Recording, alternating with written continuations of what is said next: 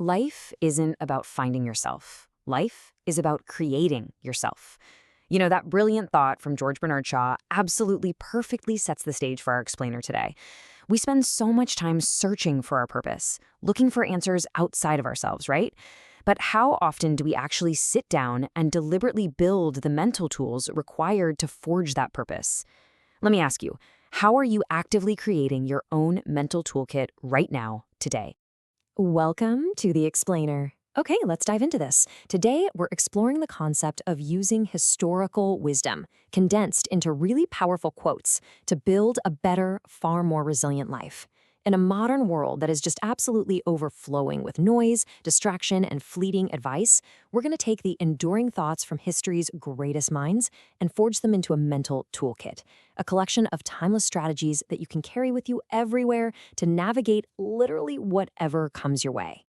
Here is our blueprint for today. 1. Espresso shots of wisdom. 2. Weathering the storm. 3. The power of kindness. 4. Leadership in action. 5. The pursuit of happiness. And finally, 6. From words to action. Section 1. Espresso shots of wisdom. The power of quotes. For centuries, humanity has relied on these condensed mental gems to survive and thrive. Our source material beautifully describes quotes as perfect espresso shots of knowledge and wisdom. And honestly, think about it. Just a few carefully chosen words can completely bypass your logical brain and hit your emotional core. They can send you into deep contemplation for days or give you a vital instant download of strength and courage when your motivational tank is just running completely empty. But before we open the rest of these vaults, we really need to know how to actually process this wisdom.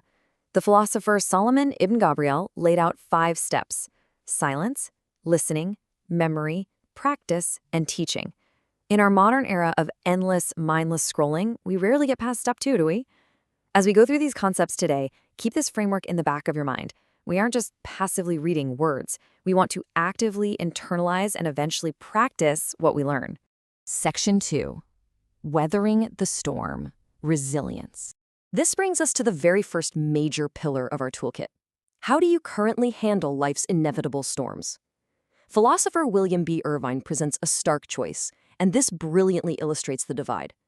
On one side, we have the victim mindset, where you just allow yourself to be entirely conquered by external circumstances. On the other side is the resilient mindset. And this isn't just about bouncing back. It's an active, daily refusal to be a victim. It's the profound realization that while you cannot control the chaos outside, you have absolute sovereign power over your own mind. She stood in the storm, and when the wind did not blow her way, she adjusted her sails. This thought from Elizabeth Edwards is incredibly vivid, isn't it? It perfectly captures the absolute essence of taking back your agency. Think about a storm you're facing right now in your own life. Are you exhausting yourself trying to fight the wind? Or are you adjusting your sails, changing your approach, so you can use that exact same wind to keep moving forward? When we look at thinkers like Nelson Mandela, who spent 27 years in a tiny cell yet emerged to lead an entire nation, or the Stoic Emperor Marcus Aurelius, common threads start to appear. Resilient people are flexible like bamboo. They bend under immense pressure, but they don't break. They rise every single time they fall. They maintain absolute power over their internal state, and above all, they commit to forward motion. Even if they have to crawl, they move forward. Resilience is never an accident, you guys. It is an active, adoptable choice. Section 3. The profound power of kindness, healing, and strength. Now, what's really interesting about this is how it completely forces us to reframe our thinking. We so often mistake kindness for a soft, passive treat. But listen to this. Darkness cannot drive out darkness. Only light can do that. Hate cannot drive out hate. Only love can do that. Take a second to let the undeniable emotional weight of Martin Luther King Jr.'s words sink in. Kindness and love aren't just polite suggestions. They are literally the only active, aggressive forces in the universe strong enough to drive out negativity. And this isn't just an ancient philosophical concept or a civil rights era strategy. Modern cultural icons recognize it as a core personal survival tool too. Lady Gaga noted, "I've been searching for ways to heal myself, and I found that kindness is the best way." Whether we're looking at historical texts from centuries ago or statements from today's pop culture leaders, there's a universal, timeless consensus here. Kindness is an ultimate, highly pragmatic healing tool for both ourselves and our communities. The actual mechanics of kindness are incredible. Thinkers like Albert Schweitzer and Barbara DeAngelis point out that the ripple effects are massive. Kindness literally dissolves the defensive walls we build up between our souls. It acts like the sun, evaporating years of mistrust and softening hardened hearts. And beautifully, it's perfectly reciprocal. It always blesses both the giver and the receiver. A single small act is like a stone thrown into a pond. It creates a ripple with absolutely no logical end. Section 4. Leadership and action. Forging success. Okay, so we've gathered resilience and kindness into our toolkit, but acquiring all this wisdom without actually taking action, that's just daydreaming. We have to forge it into success, and that starts with how we view failure. Thomas A. Edison famously said, "I have not failed, I've just found 10,000 ways that won't work."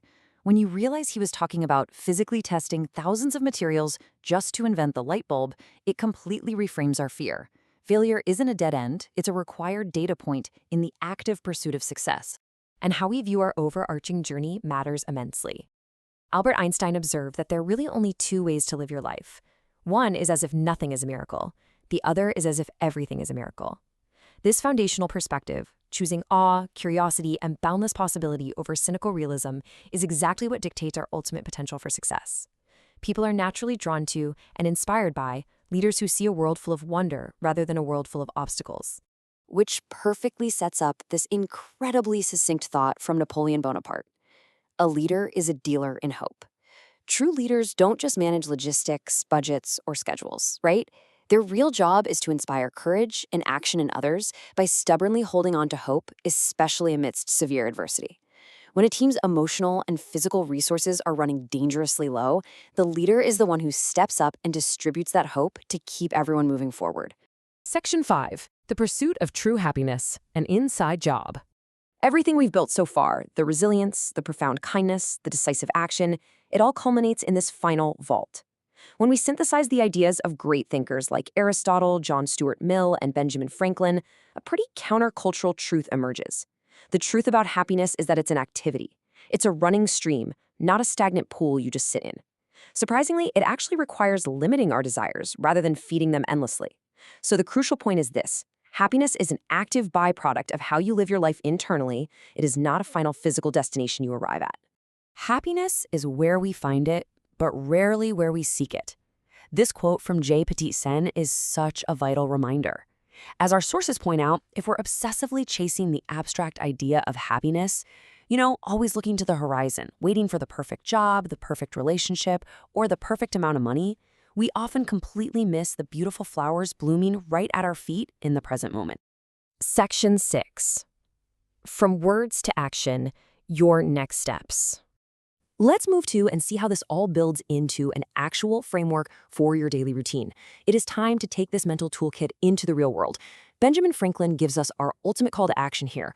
Well done is better than well said. Absorbing all these incredible quotes, hoarding these little espresso shots of wisdom, it means absolutely nothing if we don't execute them. Wisdom only comes alive when it leaves the page and gets put to work in your daily life. So I leave you with this final, provocative question. What is one small, bold action you will take today to actually apply your new mental toolkit? Stop waiting for the perfect conditions. Stop waiting for the storm to pass. Grab your tools, adjust your sails, and start dancing in the rain today. Thanks for joining me on this explainer, and I'll catch you next time.